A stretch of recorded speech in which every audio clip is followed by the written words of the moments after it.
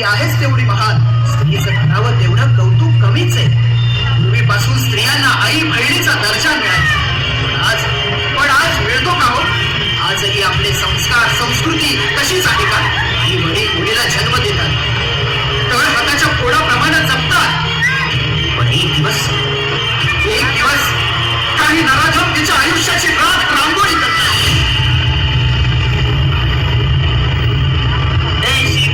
तुझ्याशी बोलायचंय.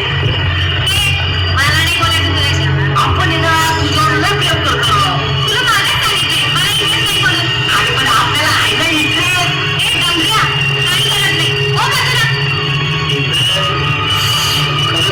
I love you यार. दादा काय करायचं मला यार? ए शिंदे, तुला माहिती ना आपला वय.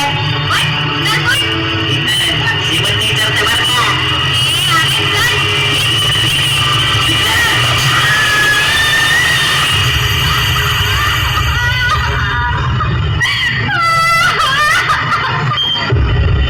या अशा नराधमांना तात्काळ कठोर शिक्षा होणं तर दूरच, कायद्यात त्यांना असंख्य बळ वाटत. वर्षानुवर्ष खटले चालत राहतात, आरोपी आरामात जगतात. आयुष्य बरबाद होतं ते स्त्रीच.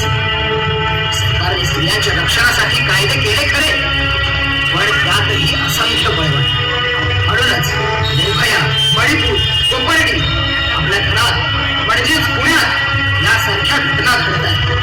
योग्य वेळी योग्य शिक्षा मिळवून देणं ही सरकारची जबाबदारी नव्हे तर कर्तव्य आहे. मंडळी, खरी कर्तव्य दक्षता शिकावी ती छत्रपती शिवाजी महाराजांकडून.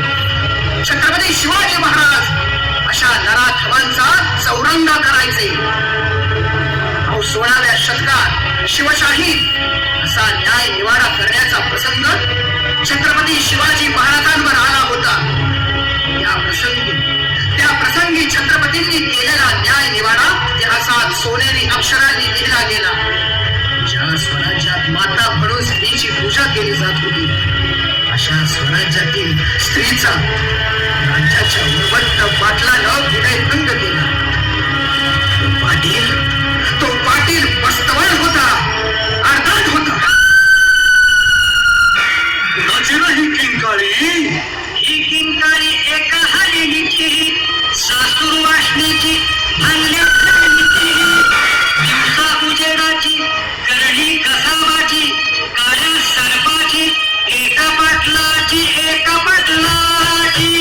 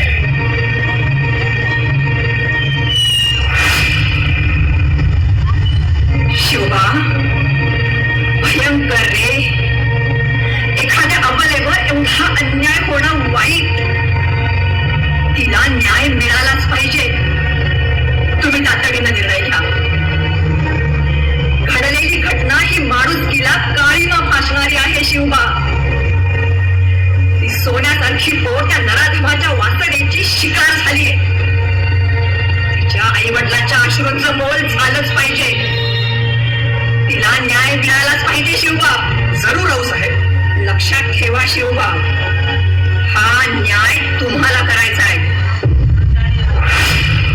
पाटील, तुम्ही एका निरपराध मुलीवर अत्याचार केला हे खरंय का? पुरा आम्हाला कोण विचारणार आहे? अरे आम्ही आदिलशाहीच्या हुकमाचे ताबेदार आहे. आम्हाला हात लावायची हिंमत कशी झाली तुझी? पाटील, आता ही तुमची आदिलशाही नाही. आता या स्वराज्यात जुलूम, अन्याय, अत्याचार, भ्रष्टाचार आणि बलात्कार खपवून घेतला जाणार नाही. मी इथला राजा म्हणून तुम्हाला संधी देतोय.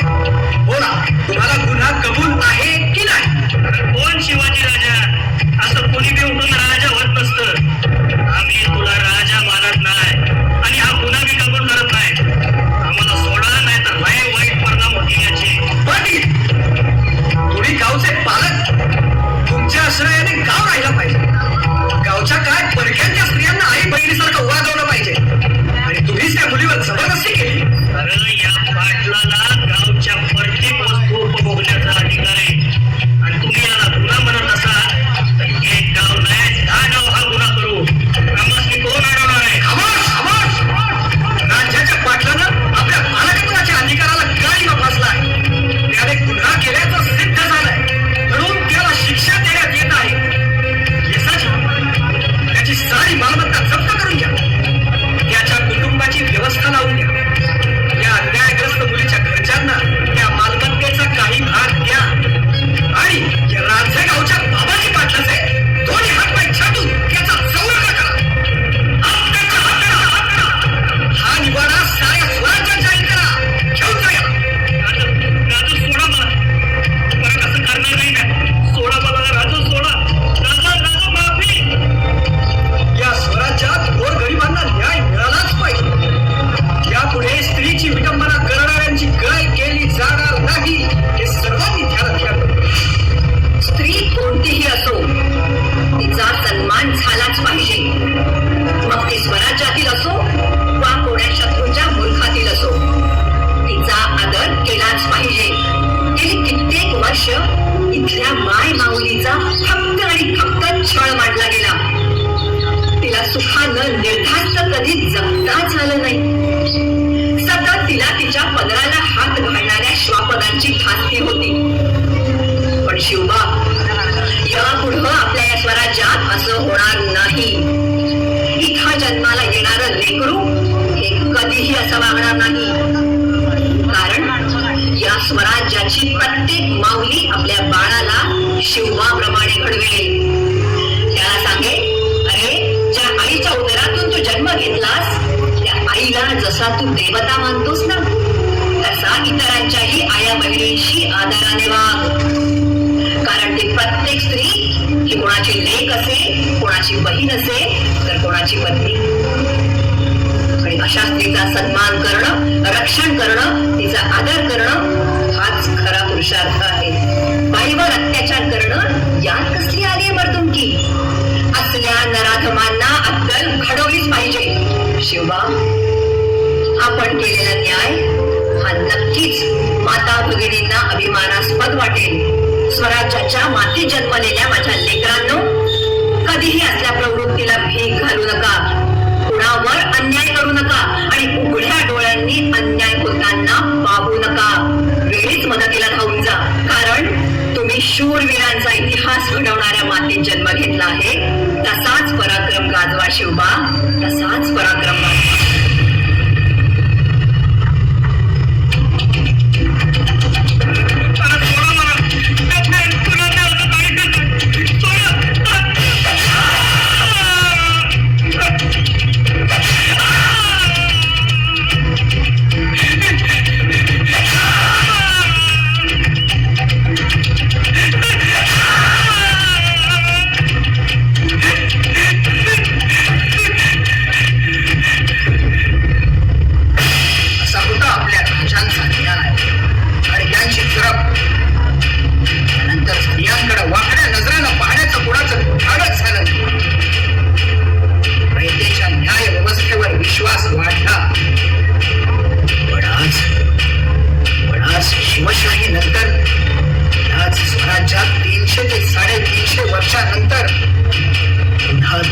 परिस्थिती उभी राहिली. दिवसा ठेवळ्या आया बहिणींवर अत्याचार होतात.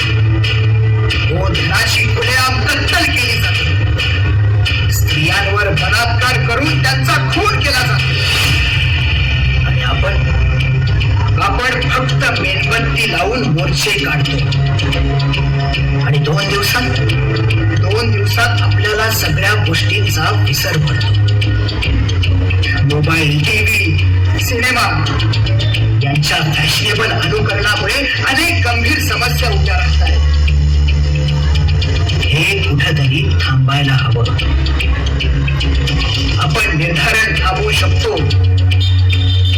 तेव्हा विचार करा.